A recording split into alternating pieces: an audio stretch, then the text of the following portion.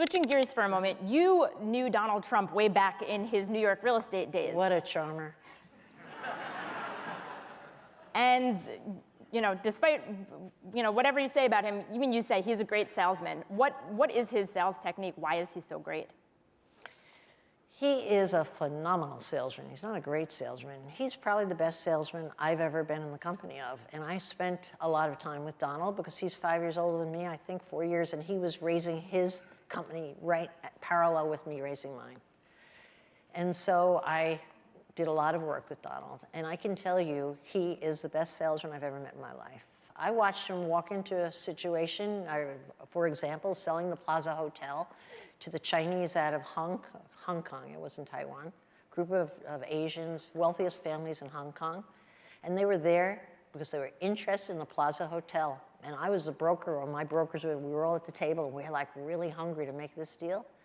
And I watched him totally not pitch the Plaza Hotel, bury it, and talk about the land masses on the Hudson River and the buildings that would be there. They were not the least bit interested. They just wanted to buy the Plaza Hotel. Like a customer, I want to buy it, and Donald was near bankruptcy, really needed the money to bail out. And I watched him. I thought he was so off. He wasn't. They bought the land and built all those towers on the West River as we know it today. All those Trump towers along the river. That was the deal. How did he do that? I'll tell you what his masterful mind does. He is a genius at picking out the vulnerability of someone's personality. He can smell it, sense it, and trust it, okay?